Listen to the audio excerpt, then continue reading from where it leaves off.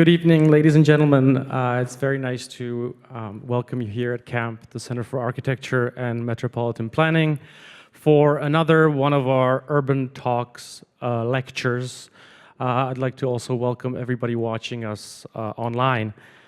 Before we start the lecture, I'm going to say some words of praise. So, John, if you indulge me.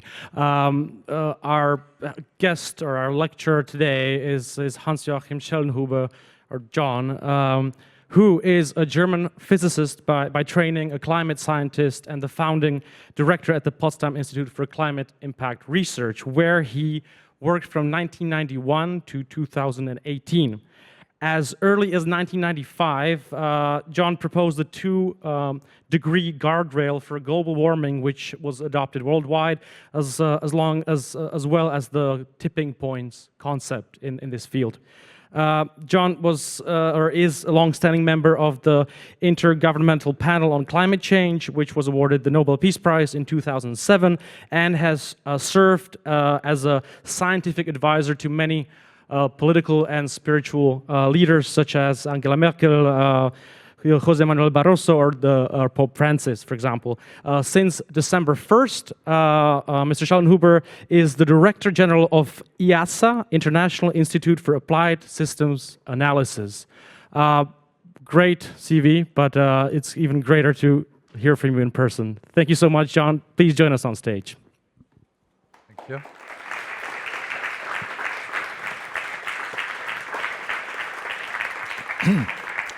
Yeah, thanks a lot, Stepan, for inviting me and for introducing me.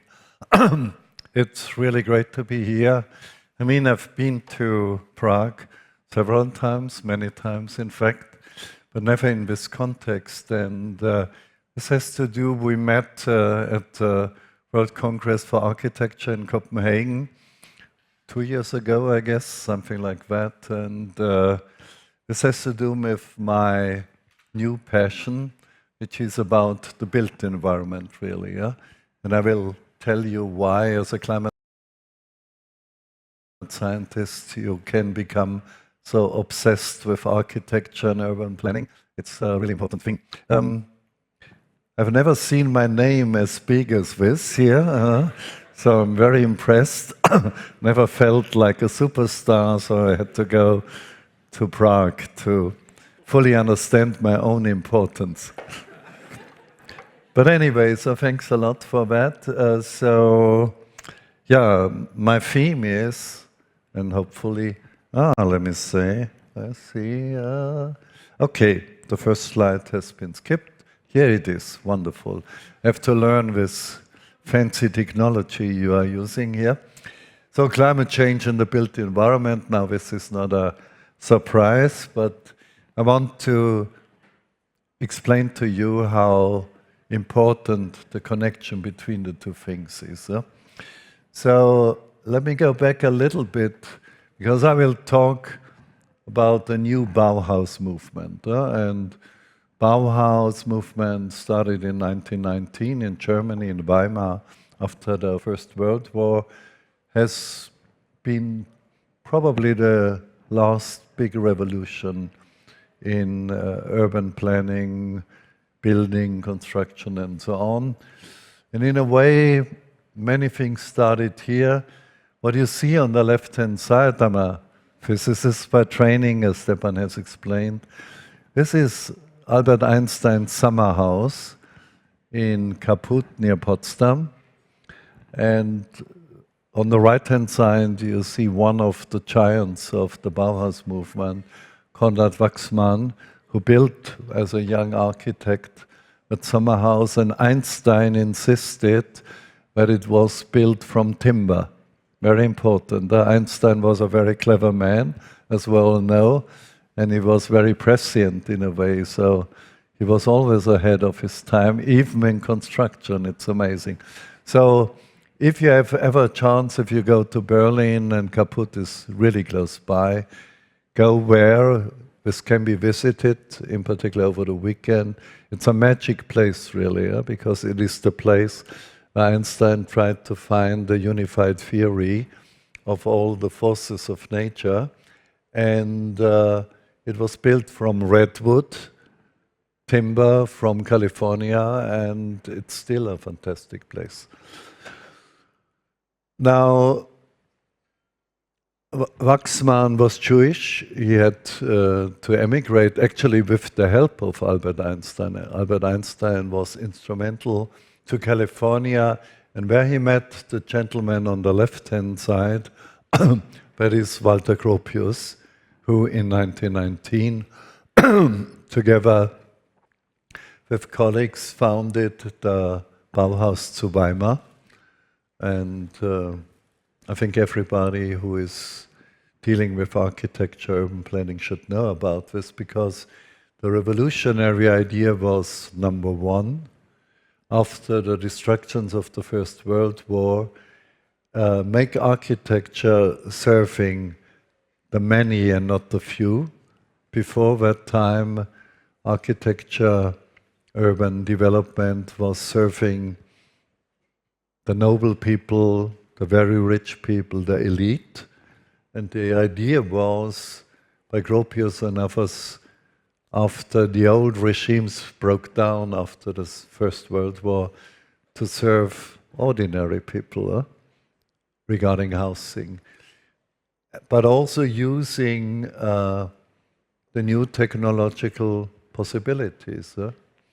So using the most advanced schemes and technologies of the time to serve as many ordinary people as possible. It was an absolute revolution. It was the first time in the history of architecture that this paradigm was deployed. So that is one thing. The other thing is, at least as revolutionary, was to see a house, a city, an overall urbanization as a, now I use a German word, Gesamtkunstwerk, a total piece of art, where you bring together almost everything. Carpenters will play a role, as well as artists, for example. So in the old Bauhaus, you brought together all these disciplines and actually artistic expressions. It was amazing. And so this was a double revolution, actually, when it came to the built environment. Now, you can, of course, ask yourself, 2019 was the centennial of the original Bauhaus. And in particular in Germany, there were lots of celebrations and so on. And it was all about looking back.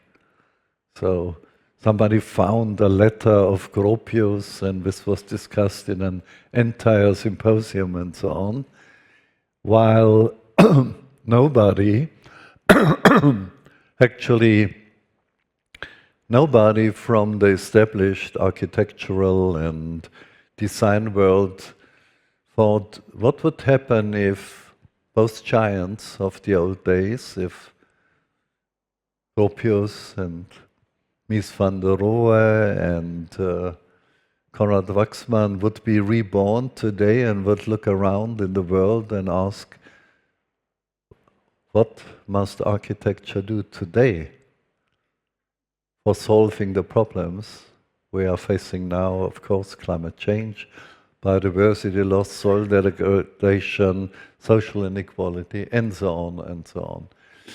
And I'm not an architect, I'm a climate scientist. I was always an amateur of architecture, so probably visited every Romanic church or Romanesque church in Europe, so as a hobby, more or less.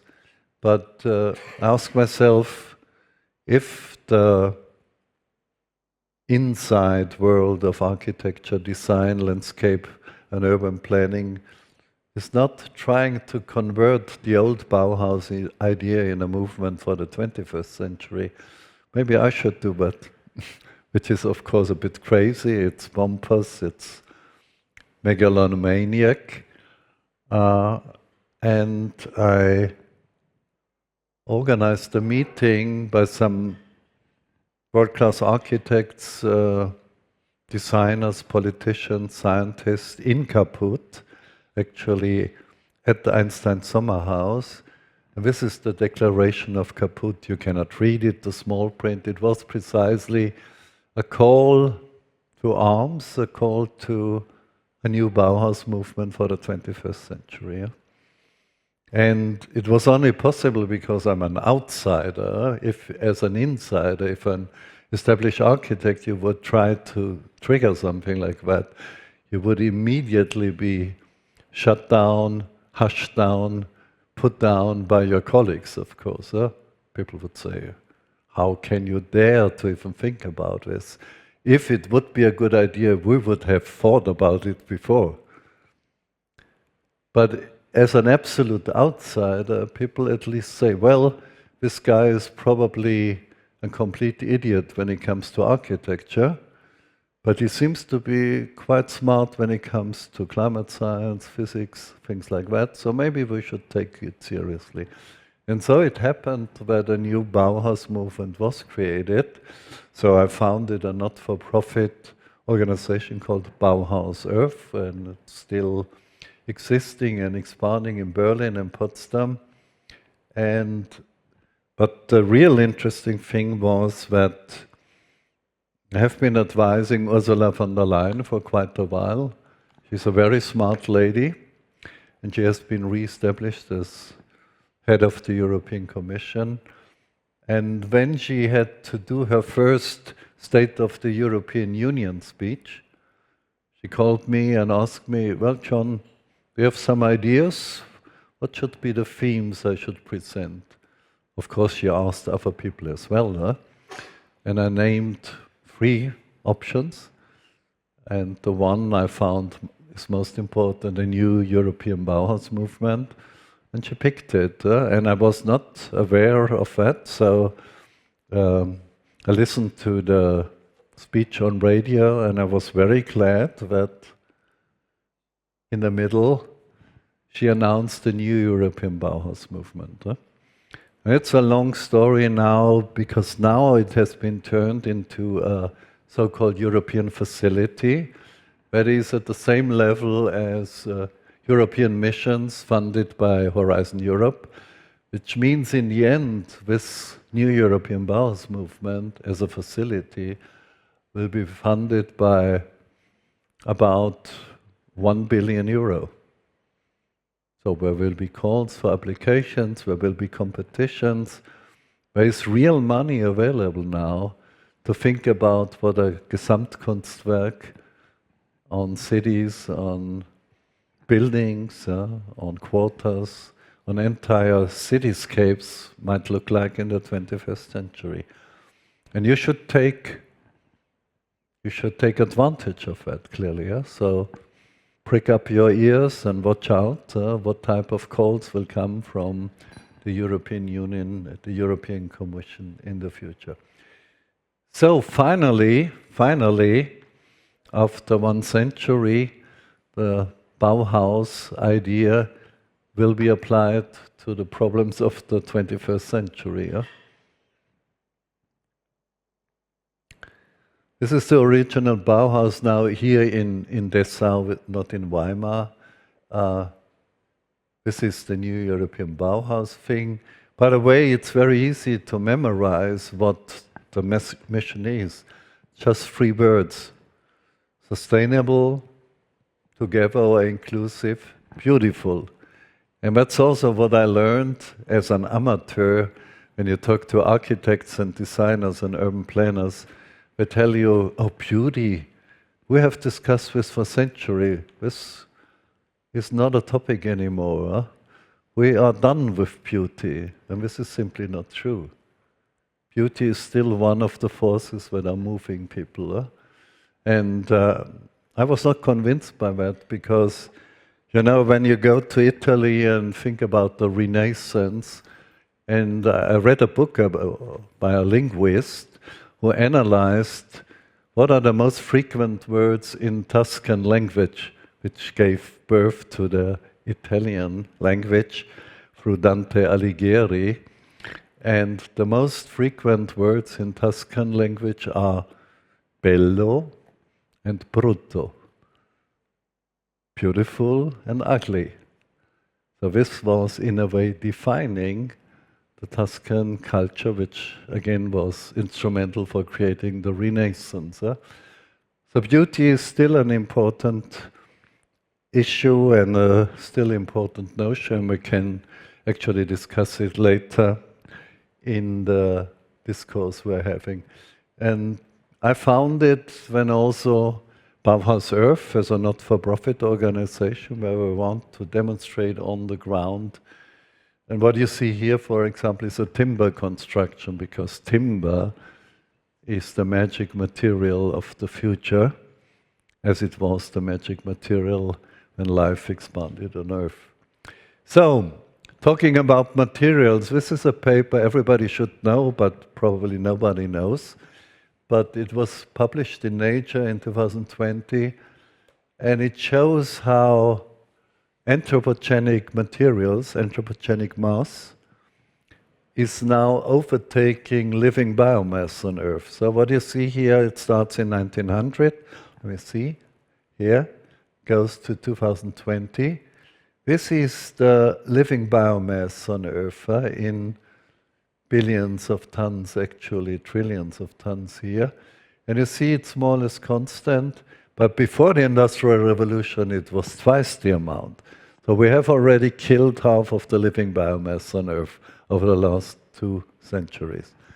But we have replaced this now, this half, by artificial materials. So this is the lasagne, if you like, of artificial materials, and you see the bulk of it is concrete. Concrete has become now the most rampant material on Earth, and together with plastic and plutonium, it's the most dangerous materials on Earth. And I will explain that, of course, to you.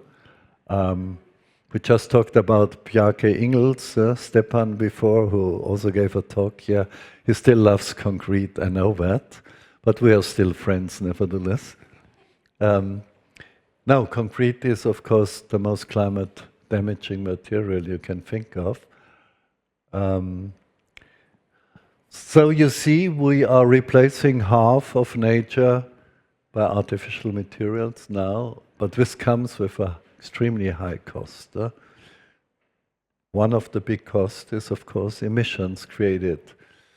So if you go here, let me see.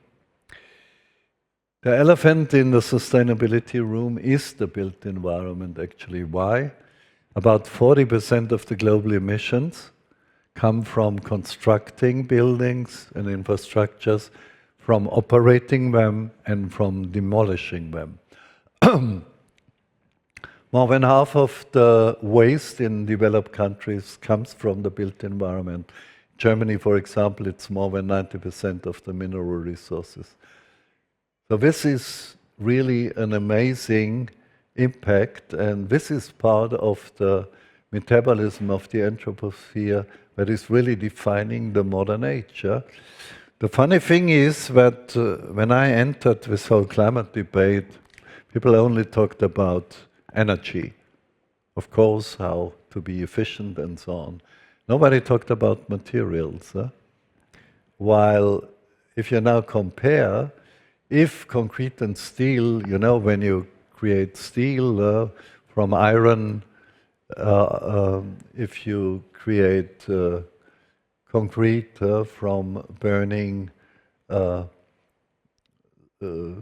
materials, natural materials, minerals, and so on, you have all types of emissions. So these are the global emissions today, and number one in percentage is China, still almost 30% when you have US.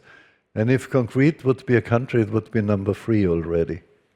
And if steel would be, and metals and plastic would be, countries would be number 4, and then Russia, and so on. So the true ranking is China, US, concrete. Concrete alone is 8%, for example. Are we aware of that? Most people aren't at all. When we talk about reducing emissions, we talk about how to replace the combustion engine by electric cars, which is good. But the material flows, they are, in the end, the factor that decides upon whether the climate will move into complete chaos or we can actually save the world. So, this was about the built environment to start with, and now I will talk about why we should be worried. And I recall when I gave this lecture in Copenhagen, Stepan was one of the people in the audience, and he told me he was so depressed afterwards, and he told his pregnant wife that maybe, if I may tell this, if you would have heard the lecture before, she would not be pregnant. Actually, but he avoided to have offspring. I can tell you, it's still worth to have children. Believe me, I also have a 16-year-old son and so on. But now we see, of course, the writing on the wall is becoming more and more prominent.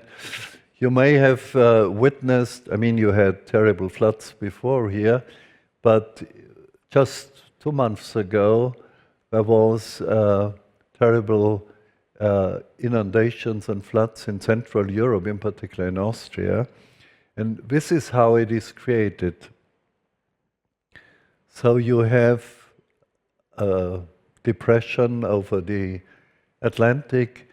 When it moves into the Mediterranean, which is extremely hot now, and the hot and humid air is moving over the Balkans, and when turning around because of the circulation of the low pressure system and coming to the Alps from the north, and where it is stuck more or less, when it can rain for 3, 4, 5 days and can be precipitation of 400, 500, 600 millimeters. And that was happening in Austria. You see it on the right-hand side. This is in German, unfortunately, but you had more than 400 liters within just 2 or 3 days. And it was the greatest extreme event in Europe since we started records and so on. And this was the temperature of the Mediterranean in August this year. So you see in the eastern Mediterranean 30.8 degrees. It's not very refreshing anymore if you want to have your holiday there. And even in the Adria, you see 29 degrees and so on. And this means that you can have events like this. That was last year. It's a so-called medicane. A medicane is an artificial word from Mediterranean hurricane. A tropical storm, hurricane only forms if the sea surface temperature is above 28 degrees. But as you have seen, the temperatures were last year and are this year again far above that. So for the first time in our human history, we will have tropical sort of storms in the Mediterranean. And this event actually killed about 12,000 people on the coast of Libya, which is not in the news because it's only Libya and far away for us. But this was one of the terrible events, and they will come back and they will come even stronger. You have seen this picture, I guess, because it was all over the place. This is what happened in the Valencia region, where you had precipitation of up to 500 liters per square meter within 12 hours. And believe me, there's nothing you can do to adapt to such a thing. The interesting thing is that the casualties, more than 200 people, were not within Valencia, where the main precipitation happened, but just in the suburbs. This may be also something important, say, for city planners in the Czech Republic, in in Prague and so on. And just to give you an impression what happened, this is what the precipitation did. You know, so much sediment, so much soil was swept into the Mediterranean. So the rain really was not absorbed, also because there is barren land there and there is no healthy vegetation anymore, so the soil was directly swept into the Mediterranean. And if you have events like that, there's nothing you can do. You can, of course, try to build sponge cities. That's a very popular notion. It's easier to propagate that and to do the propaganda for it than to build sponge cities. And there's a limit to that. And I'll tell you now why Valencia was spared from this event. So all the casualties were around Valencia, actually. Why? Because Valencia was hit by devastating floods. Here, the last one in October 1957, I think again 80 people died or something like that. And this is the event this year. Now you have to look very closely. The river Turia, which was moving through the city center, was because of the earlier floods expelled from the city and moved to the outskirts, actually. And here you see the Turia River full of floods and high water and the sediment. But Valencia was completely spared. Why? Because the old riverbed was made dry, actually. The river was moved to the south. And when they had this bed, the old bed of the river available, the mayor of Valencia proposed to have a freeway across Valencia, an autobahn, so to speak. And this was the first movement, ecological movement in the Valencia region, because the citizens opposed to it, and it was converted into a huge park. And if you go to Valencia and see it, it's a beautiful place. It's green, you have trees, you have flowers, and you have all type of cultural facilities there.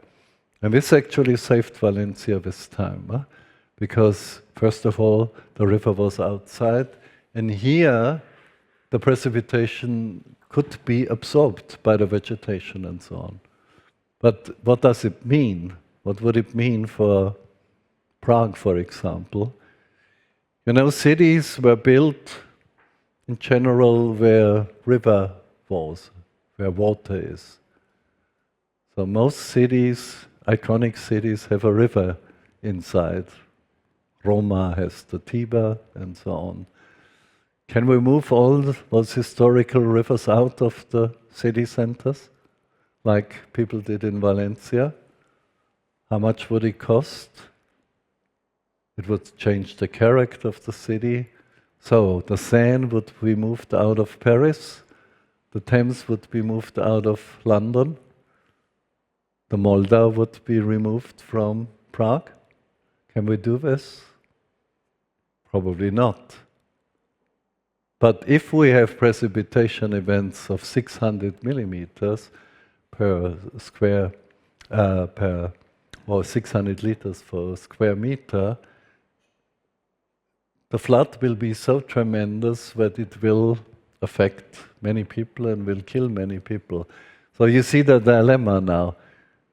Which will be the cities where you will have this major scale sort of intervention?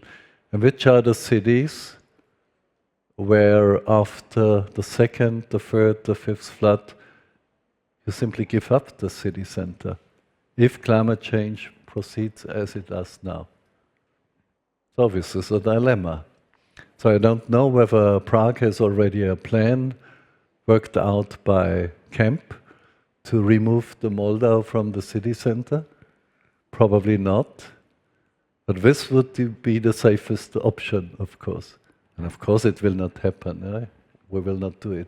People will shut their eyes and simply say, what happened in Valencia is an outlier, it will not happen here. But of course you had the experience already. Now I was told to use the full screen and to move here in front of you, so that was the sort of script here. I just show you where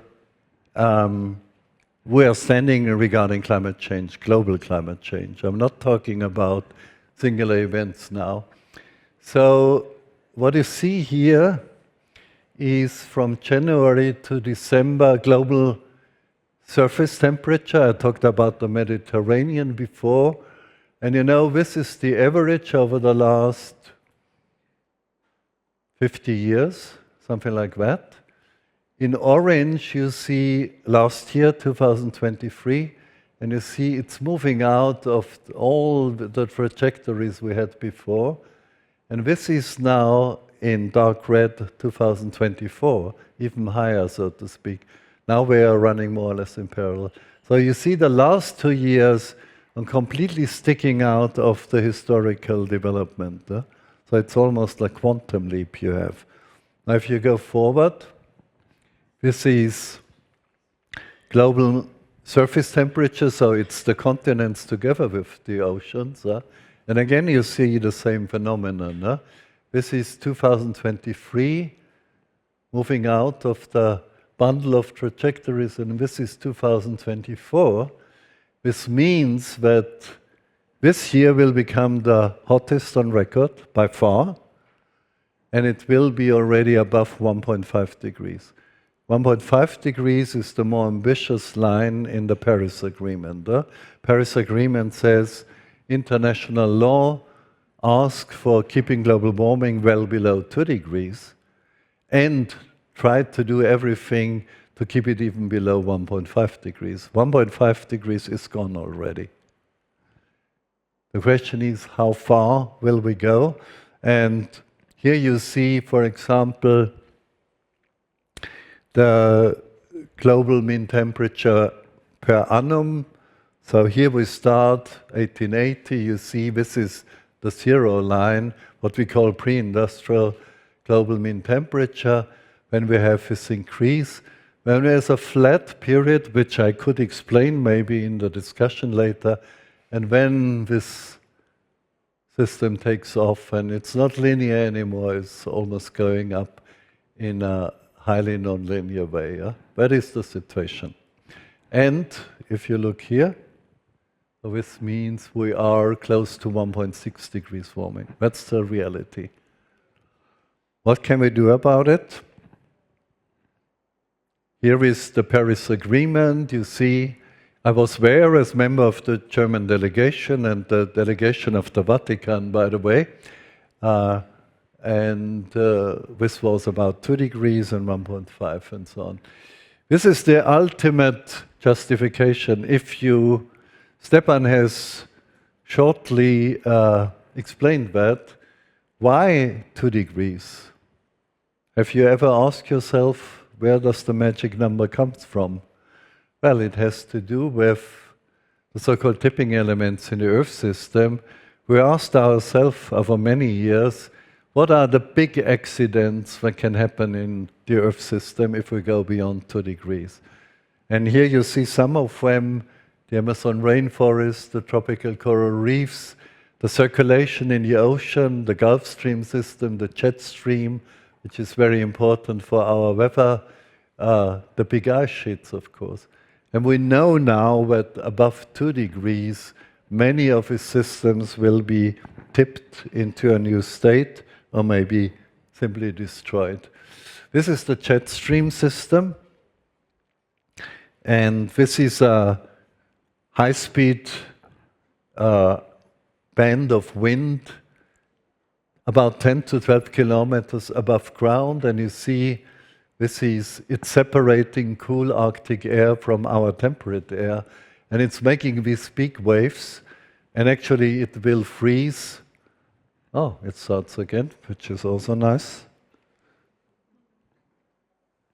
Well, let me see if I can retrieve this. No, anyway, it's not standing still, but maybe this is quite appropriate. What we learned is with global warming, the jet stream becomes weaker. Why? Because it is driven by the temperature difference between Arctic air and our temperate air. Now the Arctic region is warming 4 times as fast as our temperate region. That means this temperature difference becomes smaller and the driving force becomes smaller. So in the future we will have bigger sort of waves of the jet stream, and they may become stationary, actually standing waves. And you can now imagine what will happen. It's very important. In 2018 we had something like that. Here what you see is the jet stream is making precisely 7 waves around the globe here, and this Rossby wave, as it is called in climatology, was fixed for 6, 8, 10 weeks actually. This means you had wildfires and forest fires even in Scandinavia. That was, by the way, the year when Greta Thunberg started the Fridays for Future movement. And on the backside, so to speak, you had very cool and humid weather, so to speak. Now, if this is the future, that the jet stream is making these big waves, which are frozen in time for months maybe, this automatically means you have more extreme events. And this is precisely what happened in 2010 here. Here you see the warm air from the Mediterranean is moving far up to the Arctic Circle. So you had a tremendous heat wave over Russia. Moscow was at the center. But on the back, there was this jet stream bulge far into the south from the north, and these were the biblical floods we had in Pakistan. So 1/3 of the country was underwater. And what you see is that the physics of atmospheric circulation is completely changing our weather condition here. So if you have vernacular architecture that is withstanding, precipitation events for 3 days, it's raining cats and dogs, and maybe you have 100 liters, it's still okay because the landscape can absorb it, but also the way we have built our houses can withstand that. But if the situation is changing like that, it's impossible to still deal with it. So this is the map of tipping points in the Earth system, and beyond 2 degrees, this will become a big problem. And these elements may even interact with each other. So we should be worried, and we published a paper a few years ago called The Climate Endgame. For the first time, we tried to look at worst-case scenarios. Because even within the IPCC, there is a tacit agreement that you should not depress people, you should not depress policymakers, you should not depress you.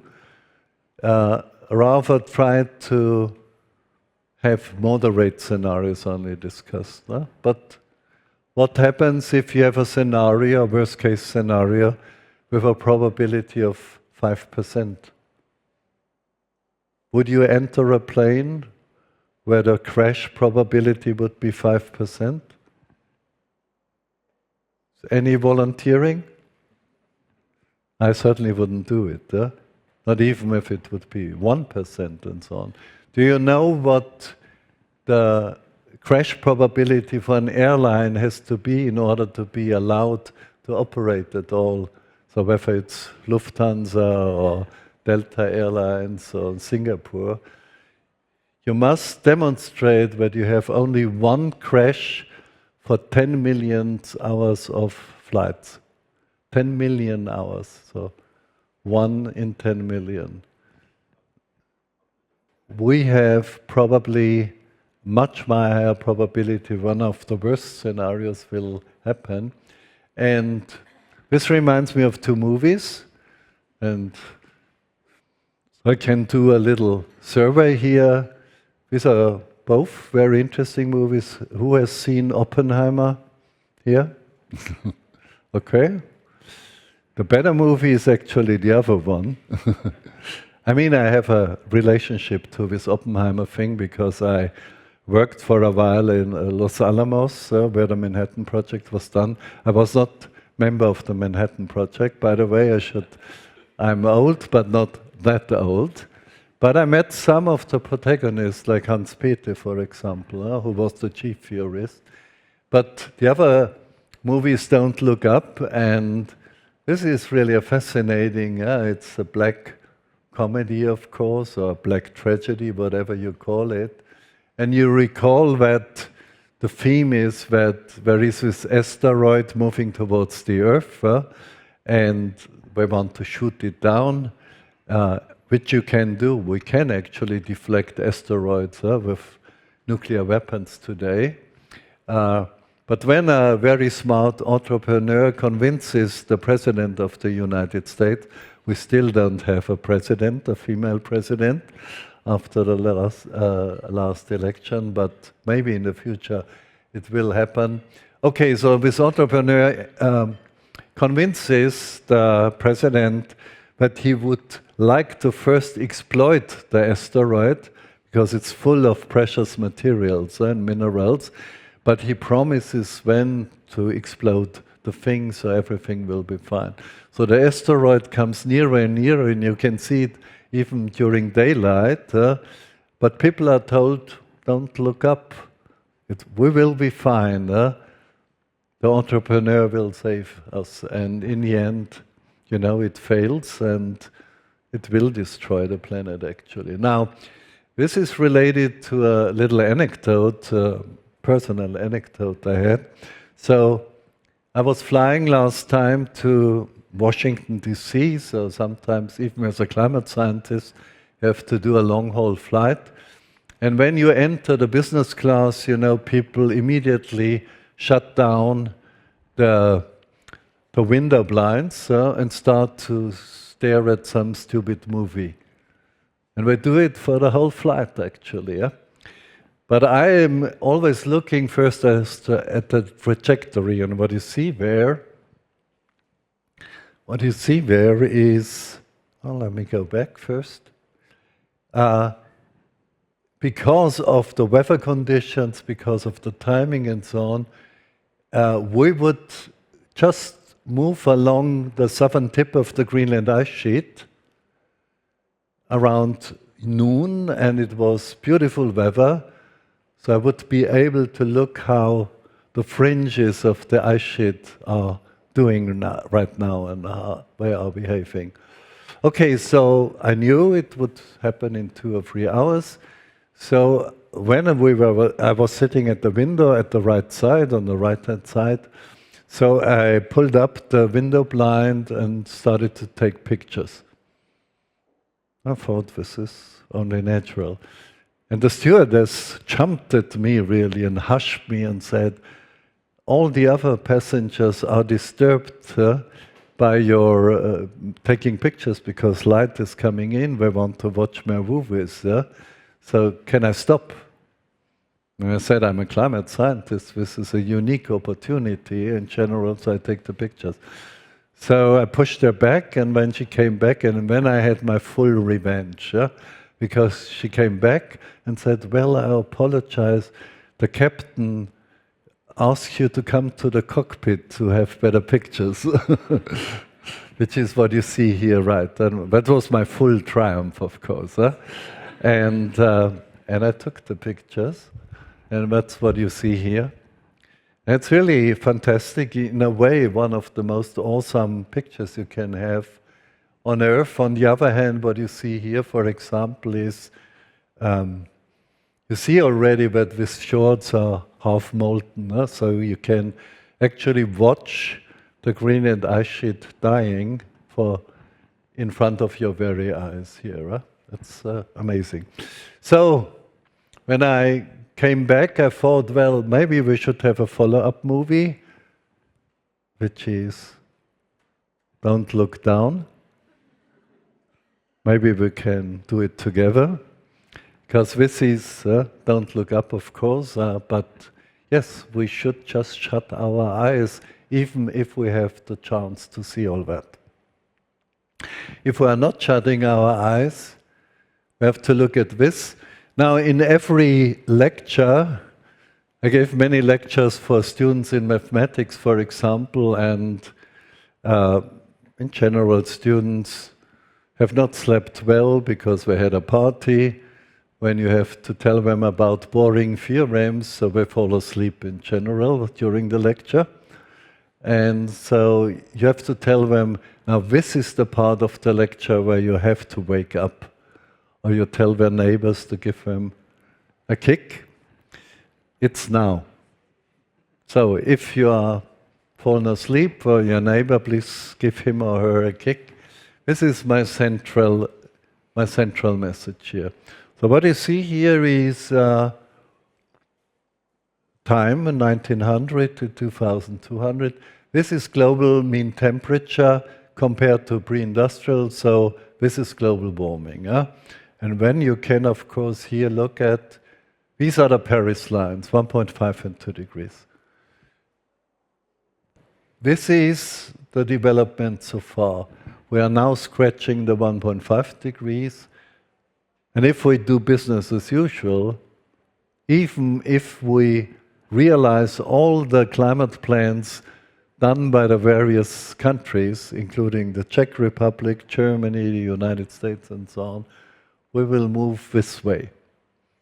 And I told you, beyond 2 degrees, we are going into a really, really dangerous terrain. And many of its tipping elements will be activated. So what can we do about it? Well, and what we call it is overshoot management. We will overshoot even the 2 degrees line. There's probably nothing we can do about it. But what we could try to achieve is, and this is the last option we have, to bend the curve so this excursion into utterly dangerous terrain is as flat and short as possible. How can it be achieved? Well, we have to remove carbon from the atmosphere again. And that is a completely new narrative, of course, because you were told, I know the Green Deal is not very popular in this country, but this is only about climate neutrality. How do you avoid emissions? We have to do this. But on top of that, over the next 200 years, we will have to actively remove carbon from the atmosphere. Otherwise, we will not be able to bend the curve back, hopefully towards maybe just 1 degree warming, which in my view is compatible with our civilization. And how can it be done? Well, on the one hand, as I said, climate neutrality will come through the renewable revolution. I just share with you this slide here, and I think it's not really now part of the energy policy of the Czech Republic, but this is what the innovation is all about. What I see here is what is the cheapest source in the year 2020 when it comes to energy production. And here you have coal, you have nuclear, offshore wind, onshore wind, solar. And you see in some parts of the world, solar is already the cheapest source. In 2023, you see how the red is conquering the planet. In 2027, it will be like this. And this is the cheapest source in 2030. It's red all over the planet. Now, this is not just a gamble with figures and so on. This is a revolution. It simply means that photovoltaics will win the race when it comes to a new energy system. So you just have a few exceptions, Iceland and parts of Scandinavia. Anyone who wants to be in the energy business in the future has to take notice of that, but very few people do. So that's the energy side. The other side is the material side, as I said before. And the only way to remove large amounts of CO2 without crazy geoengineering schemes is this one, reforesting the planet and re-timbering the city. So we published a paper a few years ago, which is now one of my most cited papers, and it's called Buildings as a Global Carbon Sink. By the way, I was told to stay at the lectern, otherwise I'm spoiling your record. But you know, professors cannot be tamed really. They do whatever they like. It is our academic freedom, so Stepan, you have to deal with it. So, buildings as a global carbon sink. This means if we would extract the carbon, the CO2, we are putting into the atmosphere by burning fossil fuels, if we would feed the forests from that, and then extract the biomass, harvest it, and then turn it into built environment, so reorganificate the built environment, in other words, creating timber cities and timber infrastructures, or bamboo cities and bamboo infrastructures, we would extract huge amounts of carbon from the atmosphere. It sounds so simple that people don't even believe it, but you know, it's based on photosynthesis, which is the biggest invention of evolution and the basis for everything, for all life on Earth. Precisely because we put so much CO2 in the atmosphere, the forests are well fed and they get their natural nutrition, CO2, and together with sunlight, we can do this. So, give you just one example. We will have another 2 billion people on this planet in the next 30, 40 years. Most of them in the global south, of course. So Africa, again, will have... Africa had 200 million people when I was born in 1950. Now it's more than 1 billion.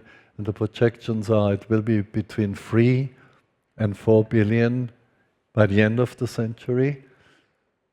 The biggest cities in the world, currently it's Tokyo, Yokohama, 36 million people, urbanization. The 3 biggest cities in the world will be Lagos, Kinshasa, and Dar es Salaam, all in Africa. Now imagine we would house and accommodate this 2 billion people with concrete and steel. And this would be the result. Oh, sorry, I have to go back here. This would be the extra emissions just from creating cement, for example, and steel and so on. It would be another 71 gigatons of CO2. And we thought that 10% would be from timber.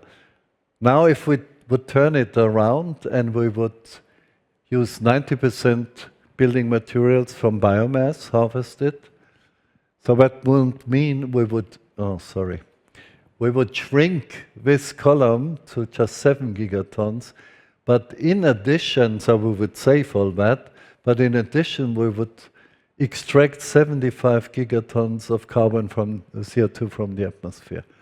Now, if you put it together, it's about 140 billion tons of CO2 difference. If we would, for example, on the African continent, build in an organic way from organic materials, it would be not so much timber, it would be bamboo in particular. You know that the giant bamboo is growing 40 meters high in just 6 years. It's a grass, it's not a tree, but it has fantastic properties. So this would actually be the big transformation we are needing. And do we have enough forests? That's the immediate question. Well, we have 1 billion hectares of degraded land on this planet, so we could reforest that. And by the way, in general, I don't know whether this is also a narrative in the Czech Republic, but in Germany often when you present a solution, a potential one, which of course needs investment, behavioral change and so on, and people will always say, but what about China? So you point, oh, we are building 2 coal-fired power plants every week, which is not true anymore, by the way. And when you are fine because you don't have to do anything. But here, this is, for example, reforestation efforts in the world. And this is a completely different picture now, what you see.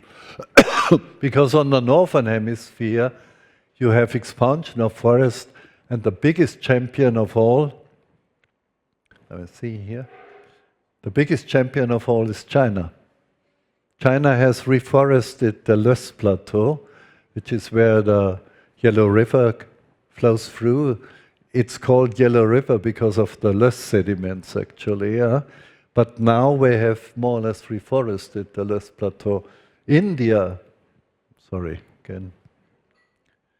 So India here, even the United States, the problem is the southern hemisphere, where you have this deforestation, which is driven by our consumption, actually. Yeah?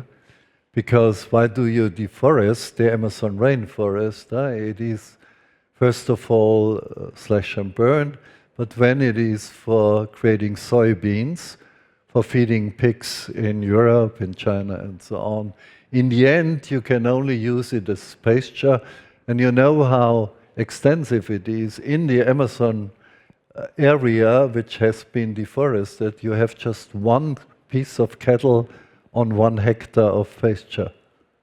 Just 1 cow, 1 whatever piece of cattle there. So this has to be changed and has to do with our consumption. This is, and I will not explain it in detail, what I call the forestry construction pump. This is the manual for saving the world. And I'm serious about it. Because it means, because we burn so much fossil fuels, here you see we put a lot of CO2 in the atmosphere. This is actually increasing photosynthesis by forests. If we are managed well, you take out the biomass in a sustainable way and create it, turn it into timber when do construction. You reforest, of course, you take only out what you replace in the forest, and to do the same with the built environment. That means you only build buildings which you can disassemble, so you use all the materials again, which is easy if you do it from timber or bamboo, but you cannot do it from construction with concrete and steel. And I give you just a few examples. So we did at the Pontifical Academy a symposium with some of the greatest architects in the world. So you have Francis Carré, you have Bjarke Ingels, who was here, I think. We had Shigeru Ban and a few other Pritzker Prize winners. So that's the one thing, and we created this book. Now, this year, at the Pontifical Academy, we had another meeting, and where a new factor came in, that is artificial intelligence. And you may not know it, but if you create huge constructions from timber, you use a lot of machine learning. Now I need my glass of water.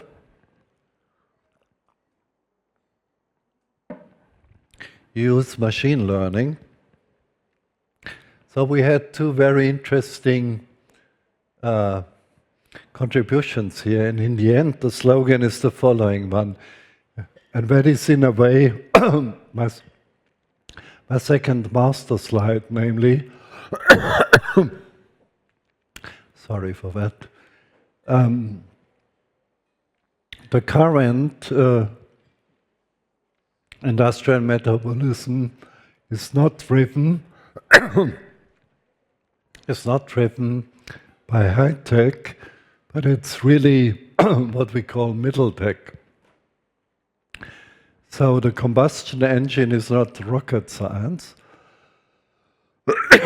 So what you see here is, these are the various schemes we use for running our world economy. And you have on the left-hand side the so-called no-tech things, that is photosynthesis, evolutionary design.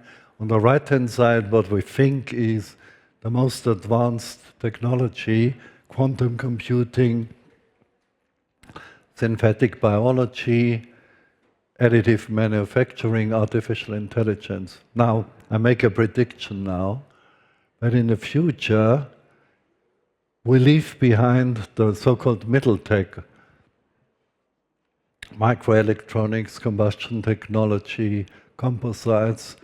We actually will bring together, and that is the big narrative here, no-tech and high-tech. The two ends will work together. We will use evolutionary solutions, which we haven't used yet actually, and bring them together with the most advanced cognitive tools like artificial intelligence. So, no tech meets high tech. That is the formula for the modernity, in my view. And at that meeting, we have simply demonstrated that this is utterly possible. The dawn of the cyber-organic age is precisely that high-tech meets no-tech, so natural solution will come together with the most advanced technological solution like quantum computing and AI. So that's a prediction of mine, but I'm absolutely sure this will happen over the next 20 years, actually. I give you an example that natural solutions can be used, in particular in architecture. So Francis Carré, who won the Pritzker Prize 2 years ago, he shared this picture with me. It's an historical picture of a termite mold in Burkina Faso, in the Sahel zone. And he has actually used this because you can demonstrate it's the best ventilated structure in the world. You can even measure it, the circulation, the temperature, everything. And he has created the Burkina Faso Institute of Technology as a collection of termite molds, if you like. So you have the chimney effect and so on. By design, you have air conditioning in this building. So that's an example.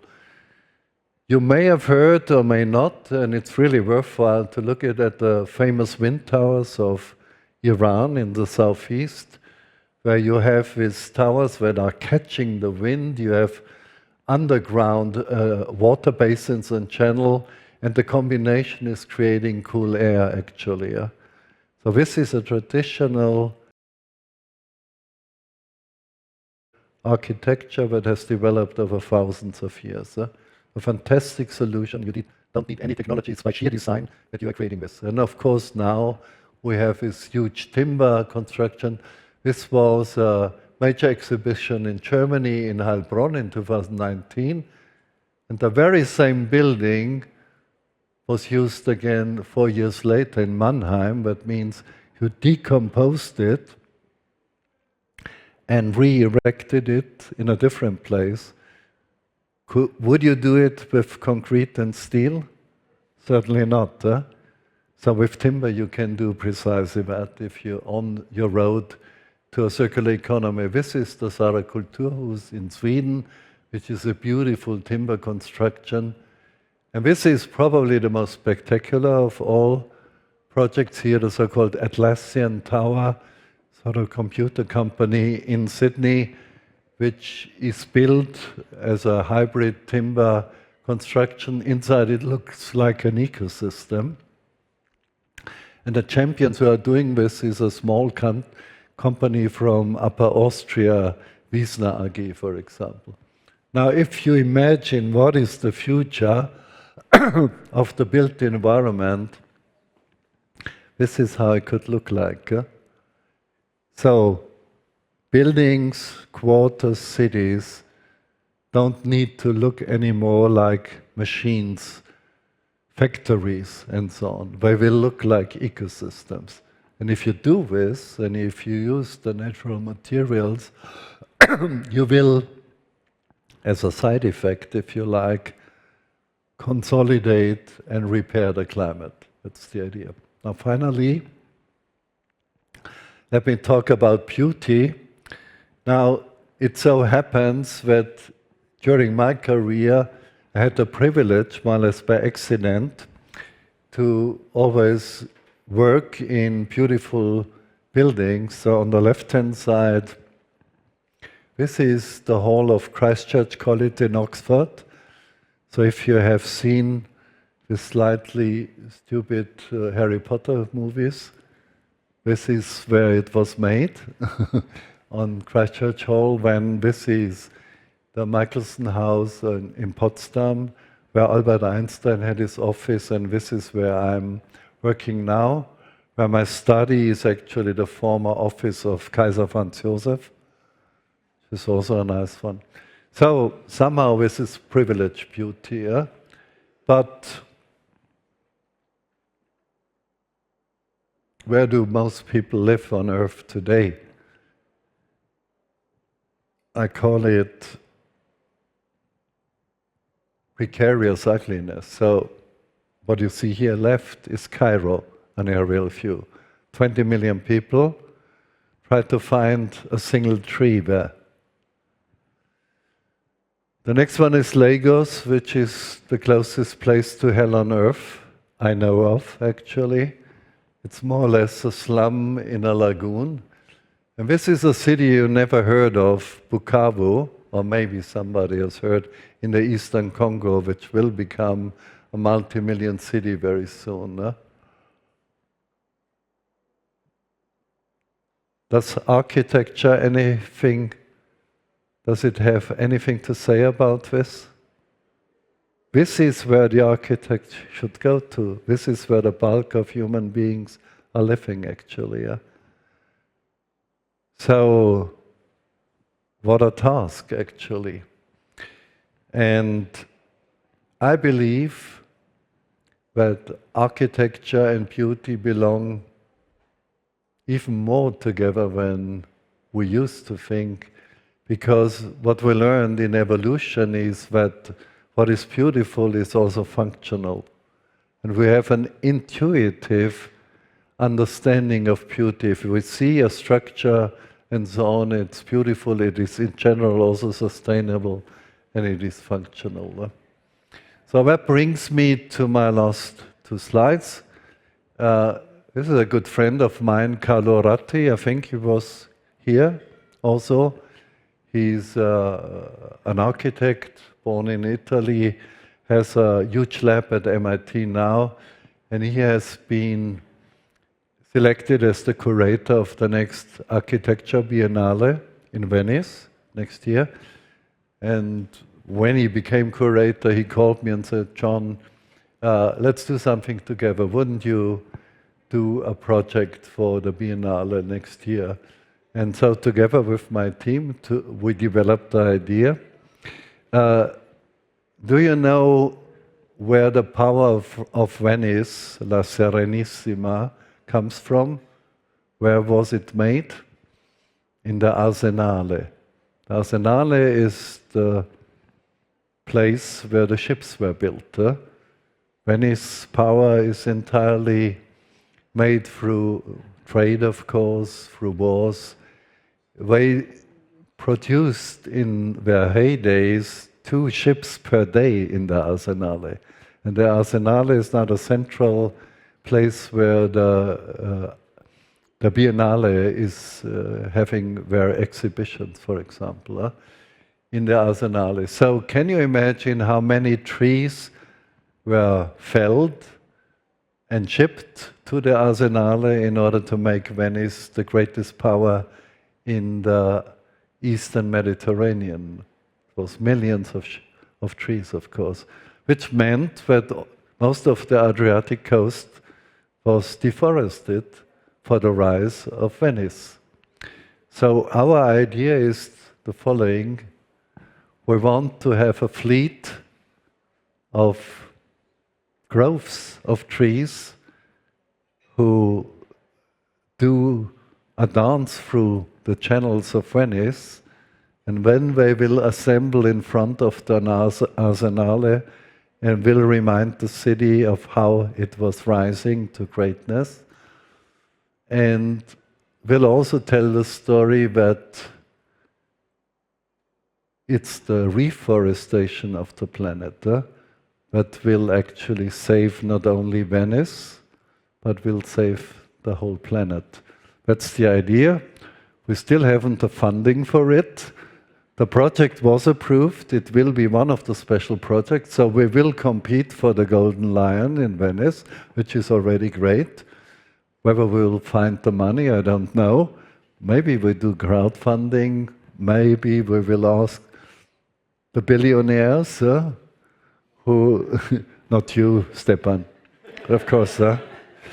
But we talked about maybe the billionaire university, The billionaires of today, and that is my last remark, the Elon Musk and Jeff Bezos, and how they're called. You also have a few oligarchs here in the Czech Republic.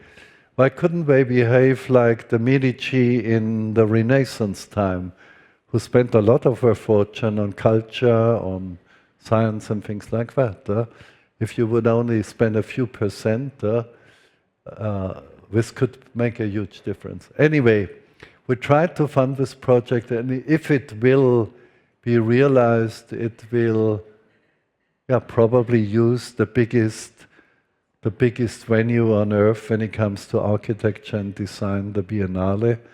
And we will try to send a very powerful message to the world, namely, we can save ourselves, our culture, only if we stop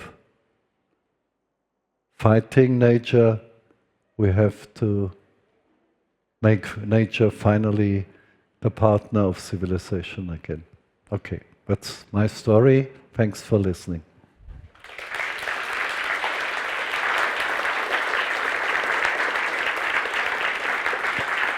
Okay. Okay. Thank you very much, John. Okay. We'll just wait for a quick setup.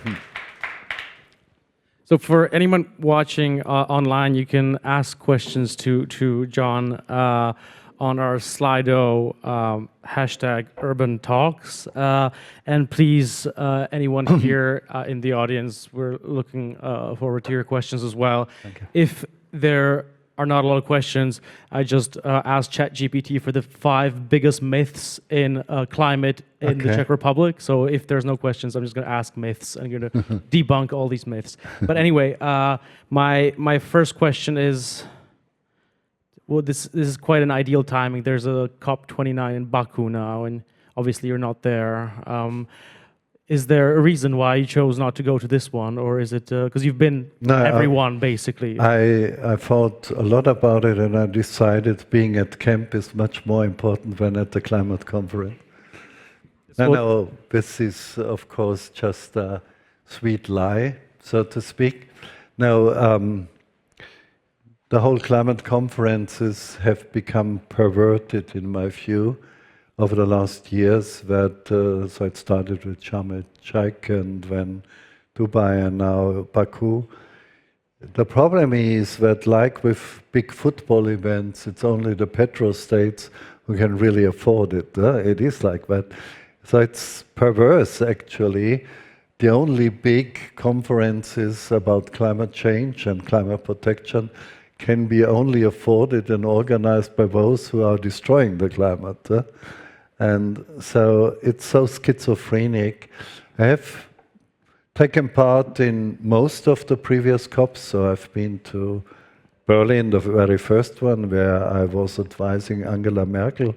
She was the first president in 1995. I went to Kyoto in 1997, was in Bali, I was in Paris, I was in Copenhagen, and so on, where we met in the very hall where the conference collapsed, more or less, and so on. So I've been to most of, But I have simply decided for myself, I don't want to be a puppet on a string where you just create a big choreography of greenwashing by a petrostate, and we scientists should actually not even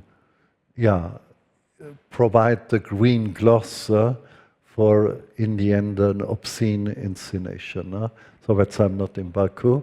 Next year it will be in Brazil, which is also a problematic country, of course, right now. But with the current government, I think there's a good chance. And so I will go there and try to, in some way or the other, help to advance the discourse there. So my follow-up would be, again, I guess, in the newspaper today, because our Prime Minister is there in Baku, and I found fascinating, I found a quote in today's newspaper, and I'd like to get a reaction, because he kind of, in my views, kind of reaffirmed some of the myths or some things that we often say about climate change. So I'm quoting, I want to strengthen the pragmatic approach that the Czech Republic has towards this issue. We must address the impacts of climate change, but at the same time, keep in mind economic growth. The EU is doing its part in global climate policy. It is up to others to join in. So, so what is your reaction to this type of sentiment? First of all, the European Union is still, or the average European is still having emissions per capita every year of, say, 8, 9, 10 tons, which is 100 times what an average African person has. Now add the historical emissions, of course. CO2 stays for about 20,000 years in the climate system. 20,000 years. That is comparable to the half-time of plutonium. So our historical emissions will not go away. Add now that we are emitting much more. So it's simply nonsense to say we had our contribution, now take over whoever, Africa, Burkina Faso, now you have to do it. This is often sold as pragmatic, whatever. It simply means let's go on with the fossil system as long as we get good profits and as long as the impacts are not so severe that we can still fool people. But the events, as I showed you in the beginning, whether it's Valencia and other places, the events will get more and more severe, of course, and in the end, people have to decide. The problem is, as a politician, you get away with this attitude, because if a big threat, a big risk is approaching, you have two choices in general. One choice is changing your life. Changing your life is very difficult, as we know. Changing politics, changing planning and so on. It's painful, but in the end it will pay off, it will be rewarded. Or, and that is the much more convenient choice, try to ignore the risk. Just look the other way around. And hope that you will not be the one who will be hit by the extreme events, by the change of the jet stream, by the melting of the Greenland ice sheet. We know that if the Greenland ice sheet melts, there will be 7 meter sea level rise alone. This will not affect the Czech Republic, but other things will affect the Czech Republic, precipitation and so on. I think it is human nature that as long as possible, you stay within your comfort zone, and you, of course, vote for the politicians who tell you you can't stay in your comfort zone, you will be fine. But there will be a breaking point, a tipping point, when this will not work anymore. The problem is, will we then face chaos? Because that's also what we learned. We did a little study of ship accidents, which is fascinating. The Titanic, the Lusitania, and so on. And what you learn is there that until people realize that the ship will really sink and there are not enough lifeboats, people behave quite decently. So children and women first and so on. But once they realize, yes, you have to struggle for your life, when people become animals, really. Yeah? And when it's in English, you say, every man for itself. Man, not woman and not children. It means you just trample down everybody who is not strong enough to defend himself, huh? Or herself, actually.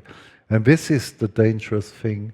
Do we enter such a stage where it will be every man for himself, every nation for herself, for itself, and so on? And this is why we do science about it. We want to anticipate what might happen. We even tell people what the solutions are and how we can avoid it. But unfortunately, history tells us in general people wait until this breaking point is reached, and when civilization collapses and when we start it all over again. But this is not what we want, and that's why I told you this narrative about the built environment, because this is a win-win option, clearly. Yeah? You could build better, more beautiful, more inclusive, and as a side effect, you would re-stabilize the climate. And these types of narratives have to be disseminated, of course. But the people in Baku, the few prime ministers who go there, because most have apologized, they do not believe what they are saying anymore. 20 years ago, yes, they would have believed it. I talked to many heads of state and so on. These people who tell these stories don't believe themselves in them anymore. They just tell it in order to, ensure that they will be elected again. I guess there are elections next year in the Czech Republic, and I can foresee the result. Yeah, no comment on that. Anyway, I'd like to open the floor here for questions from the audience. So we have 1, and then 2, and then 3, and then 4, and then we'll look online as well. So please try to be quite brief with the question. Yes. Hello. Yeah. Arne Springorum, last generation in Germany and also founder of the last generation in Czech Republic. I advanced your slides last year in June when you were talking at a fundraising event for the last generation in Berlin. So Mr. Schellnhuber is one of my heroes because he's a scientist and he supports disruptive climate protests on the street because he understands what's at stake. So you are one of my heroes. My question to you is, you spoke about reforestation, and we know that 80% of forest in Central Europe is sick at a temperature of less than 1.5 degrees. Now, within the next 10 years, we'll probably rise to 2 degrees.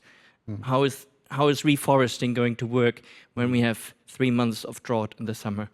So maybe you can comment that. My other question would be, do you see I see lots of signs of change in the world. Change is everywhere. Also humans are changing a lot. Do you see any signs of transformation? I think what's required is transformation. Do you have any ideas where transformation might come from? So let me start with your second question.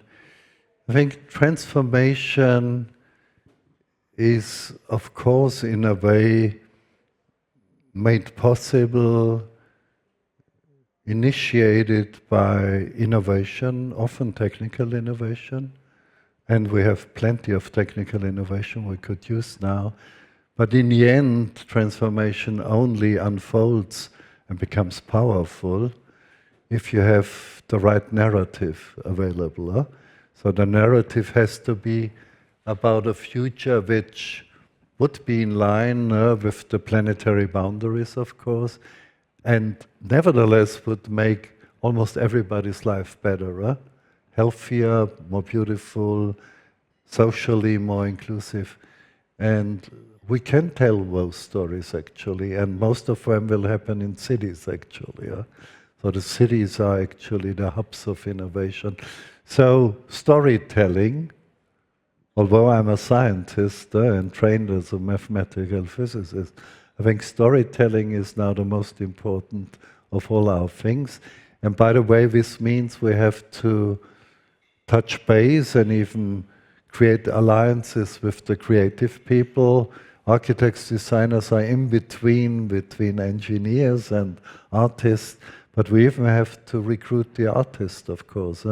So the right movies, the right novels, the right TV shows, the right memes in the social media and so on. We have to tell stories against the destructive sort of propaganda, which is all over the place. So in the end, we probably have to win the fight in the social media, which is very difficult. Now coming back to the forests, I think there's a misunderstanding here. Yes, it's true that currently, because of storms, because of wildfires, because of bark beetle and so on, the current forests suffer a lot. But why? Because they were created as monocultures 50 years ago, even around 1800 it started. German, you say, call it Altersklassenwald and so on. And it's no surprise that now we are not resilient against what is happening. So we will have to transform these forests anyway, but it cannot be just, okay, put a fence about all around all the forests and wait until 800 years, because that's the time you need for a new climate state in a forest. We have to actively help and support and assist forests to be transformed, to become adapted actually to the climate we are enforcing on them. Now the good news is the following one. We are moving, although we didn't intend to do so, into a climate which is very productive for biomass. It will be warmer, it will be more precipitation. Yes, we will have droughts once in a while, but in general we will have more precipitation because the atmosphere can hold 7% more water vapor with 1 degree warming. So there will be more water actually evaporating from the oceans. And of course, this will come in extreme events, so we have to make the landscape absorbing that water. So it's a big task. But and the third factor is, so it's temperature, it's water, the third factor is CO2. CO2 is the natural nutrition for photosynthesis, of course. So in principle, we are moving our planet back 300 million years in time to the Carboniferous age, where actually all the current fossil fuels were created. Coal, this is all dead biomass, which was transformed geochemically over many million years. So in principle, we are moving inadvertently into a climate where we will have much more biomass production if we manage the forest wisely, and if we do not burn the biomass but store it in long-term products like furniture or buildings, of course, and infrastructure. The alternative, what is the alternative? The alternative is geoengineering. You know, there are all types of crazy schemes how you could grind down entire mountains and spread it all over the land or put it into the ocean in order to enhance algae growth and things like that. I do not believe in any of them. Why not using the natural solution? The natural solution is reforest the planet, retimber the city. We did all the calculations, we published it in the top journals, and the calculation is correct. So what does not work is if to say, oh, we have now changed the climate of this planet. We have created all types of new extreme events. Now let's leave nature to somehow deal with that, with the bark beetle, with the invasion of other species and so on. We have now a situation where we have to actively help to transform nature. This is not the best option. 30 years ago, just reducing emissions to zero would have been enough. Now we have to actively remove carbon from the atmosphere, and this is where nature can come to the rescue. So, for 200 years we have destroyed the climate. For the next 200 years we will have to repair it, and we can only do it if we team up with nature, actually. So, there's nothing wrong with gardening, for example. Gardening is creating ecosystems that are extremely diverse, extremely productive. You can even create nutrition for people, and they are beautiful. So, in a way, we have to become planetary gardeners now. Thank you so much. I think we have the second question over there.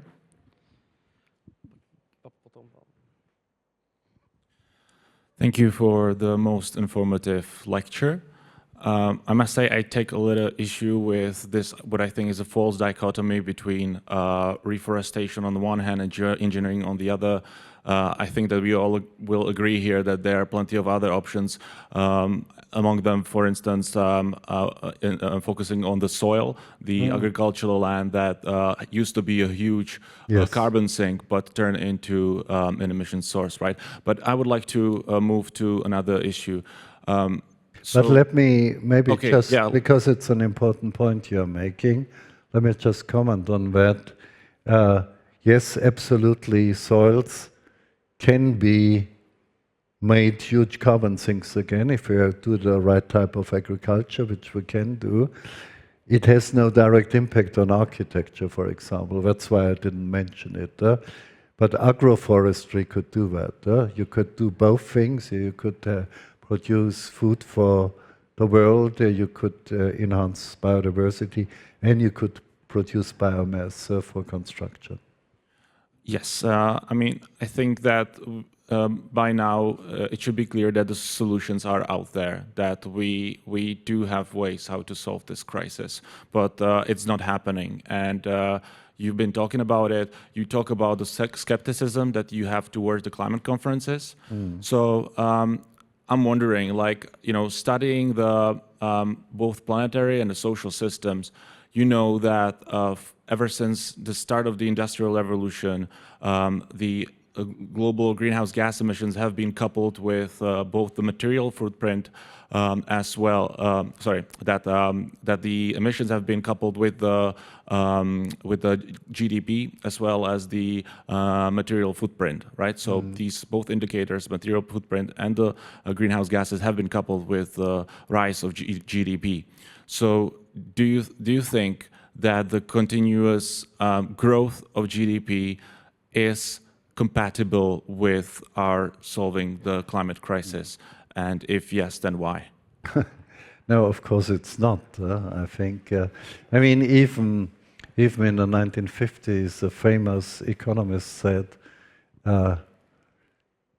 somebody who believes that on a finite planet there will be infinite growth is either an economist or an idiot. And most of them are both, actually. No, this is impossible, but this whole GDP obsession is a red herring, as you would say in English. Yeah? What we need to reinvent is the narrative of a circular bioeconomy, of course. I'll give you a personal thing. I mean, I was born and grew up in a small city in southeastern Bavaria, and we had a small farm. And the first 10 years of my life, which were the happiest years of my life, actually, we had a completely sustainable household, actually. So we had a little bit of farmland and a little bit of forest and animals, and everything was produced from the land and was given back to the land, actually. So it was completely in circles. My grandmother had the most beautiful garden in the whole community. But why? Because she spent every day 6 hours in her garden. So beauty is not falling from heaven. It's the result of hard work. And that's what I mean.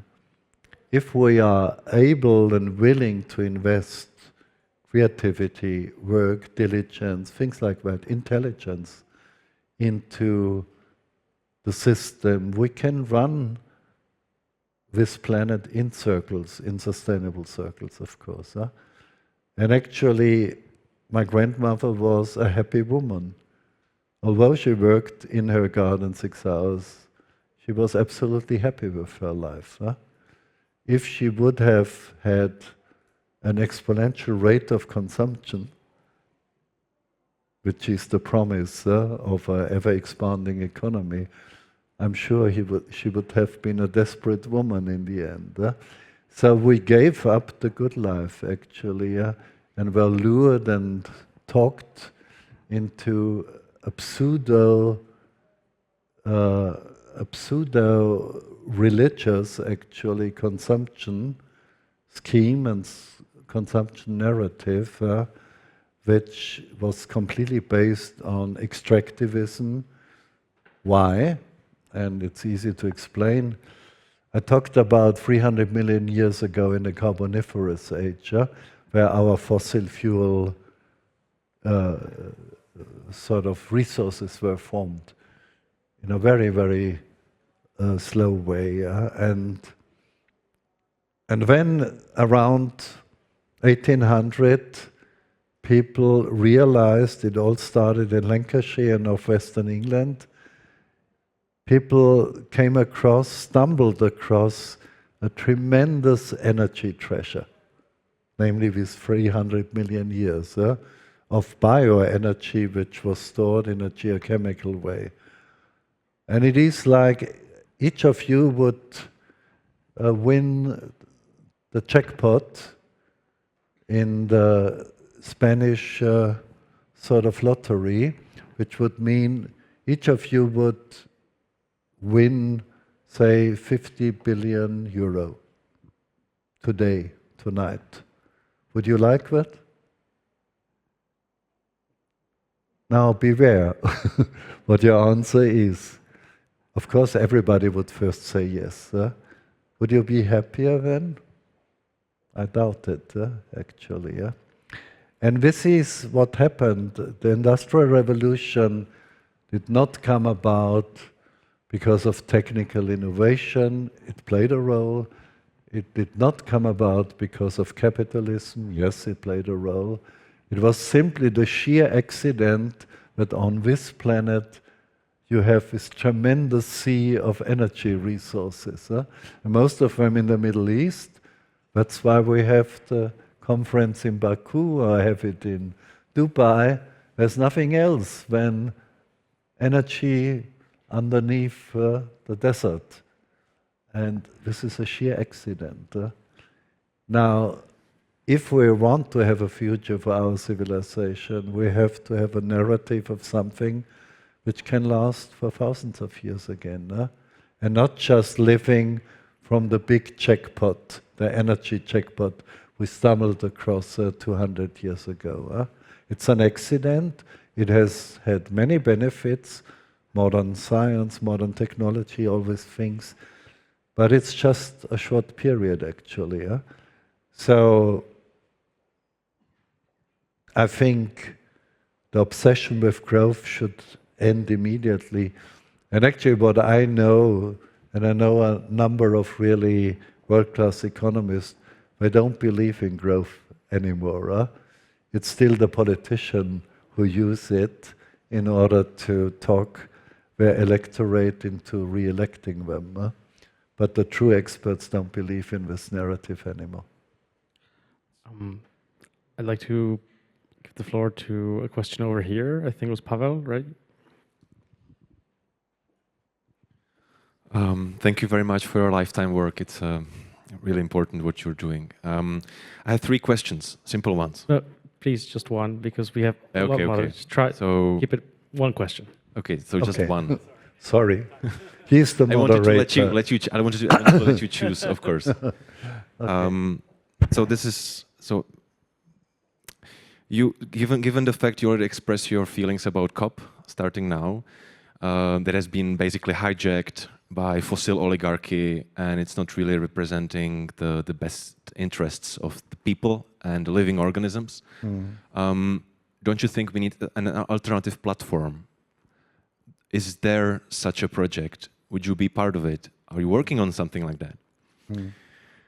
Okay, you have 2 other questions, but let's start with this one, and then we'll see if we circle back. With this one. Now, it's the question of all questions, of course. I mean, in the beginning, during the first conferences, and again, finally in Paris, we thought the conferences are useful. They aren't useful anymore. They never actually were instrumental in the sense that new measures are decided and implemented. But it was about the narrative again. It was the place where people came together and a new mood, for example, a new sentiment, like in Bali, for example, in Paris, could emerge, which is useful as well. But we do not have a world government, for example. Why was the Paris Agreement agreed upon? You know, you need unanimity, actually. So the 200 parties to the Climate Convention have to agree, all of them. Otherwise, you cannot have a conclusion. It's ridiculous. In every democracy, you only need a majority. For saving the planet, you need 100%. It's completely perverse, of course. So these things happened, and the Paris Agreement, the 2 degrees, yes, because I was one of the people who proposed that in line with the scientific evidence. That's great. But why did the 200 countries agree in Paris? Because there are no sanctions whatsoever. You can choose whatever you like. You can say, yes, this is my measure I'm adopting as a contribution to staying below 2 degrees. If it makes any contribution, doesn't matter. You will not expelled from the... So it's not like a club where you have to have minimum qualification. No, you can do it. You're a completely free rider. Okay, what might be the alternative? I think the conferences, maybe even the IPCC, from being productive are becoming more and less destructive. Why? Because people think, oh, here is an instant that takes care of the planet. So we will have a good time in Baku, and after 2 weeks we go back and climate is in good hands, which is a complete illusion. What I think, and we discussed it today, we had a very nice workshop, maybe it is the cities of the world who can save the day. Because in the cities, at least I know a lot of cities, Barcelona, Paris, I think Prague, Bratislava, and a few others. These are the hubs of creativity, these are the hubs of innovation, these are the hubs of free deliberation, intellectual exchange. So, and in the end, these are the driving forces of progress, of course. So if in the end 50, 100, 200 cities would create the framework, and they have the possibility to directly implement measures. You do not have to go through the national political machinery, for example. If the cities demonstrate, yes, they can do it, they do it, and they create an alliance, which is easy today with the internet and many other things, maybe this is the type of governance that can really solve the problem. It is a faint hope, but I think it is a plausible hope. So, yes, Prague, Barcelona, and many others, maybe even Los Angeles, and a few others, join the bandwagon, communicate, and come up with an alternative to the nation state. Because the nation state, which we have since the Westphalian Peace, 1648, so for close to 400 years, we are still living on a planet which is becoming smaller, smaller, smaller, and still we have the nation state as the governance principle. This is so obsolete, this is so outdated. It's time to get rid of it, but we will not get rid of it. So maybe we should create a parallel political reality which would be driven by the cities of the world. This is completely impromptu. I did not prepare anything on that. I was prompted by your question, but I think intuitively this is the best hope we are having. Thank you so much. We're almost at the very end. I think we covered most of the questions. There was one over there. So one last question from the audience, and then if I could ask the mic. Good evening. Thank you for your inspiring work. What an honor to be here. My name is Edita Dvořáková, and I'm studying a PhD at the University of Chemistry and Technology in Prague at the Department of Sustainability and Product Ecology. And naturally, I had a list of questions that I wanted to ask you and that I was interested in. But after listening to your speech, I actually summed it up to only one question. I'd like to dare to ask you maybe a personal question or wisdom. Are you not mad? How do you maybe only present yourself, or are you so calm? Because I have this inner rage that is building up and that I'm trying to channel through the hours and hours of work and effort that I'm trying to put in what I'm doing, at the end to be ridiculous to other people, to be labeled as, you know, an extremist, even though I try to channel the most objective opinions, and I keep the subjective ones for myself. How do you do it? Does it go away? How do you deal with it? If you've been through there, it would mean a lot to me to know your opinion. No, thanks for the question, and actually, thanks also for opening your heart. And the answer is that I have gone through all this several times, actually. Yeah? So there are days when you get up and feel complete despair. It is like that. And then there's another day where you feel, oh, this might work actually. Or you run into someone and you had a conversation. You have just a tiny little incident and it gives you hope again. What I decide is actually, I know that I'm standing on the right side of history.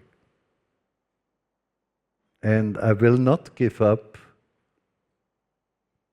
to let the wrong side of history getting away with their lies, with their destruction, with their fooling of people and so on. No? And I don't know how long I can do it. I have done it for quite some time. You are very young, most of you are very young. Believe me, there are very dark nights, of course, in your life. But as it happens every day, the sun comes back. And don't allow or don't grant, actually, those people who are enjoying destroying our planet don't grant them the triumph that you are giving up. So I'm sure we will be on the right side in the end, but it means maybe you have to go for another 20 dark years, and maybe it is nevertheless useless. In the end we will fail. But I'm often asked, and maybe I should share this little narrative I have sort of developed a while ago. I'm often asked, also like you, why are you still doing this? In spite of the anger, in spite of the frustration, the disappointment, and so on. And I'm also asked, do you have still some optimism and so on? Is it, in Germany you often ask, is it 5 minutes before 12 or is it 5 minutes after 12 and so on? Is there still hope? And my realistic assessment is that saving the world, not just because of climate change, there are so many other things going on and going wrong on this planet. If I do, and even did in a book, I did a sort of probability calculation. How much chance do we have, in quantitative terms, to saving the world? And I came up with 19%. So, you should recall that. You know, there's this, what was it, 34 or something?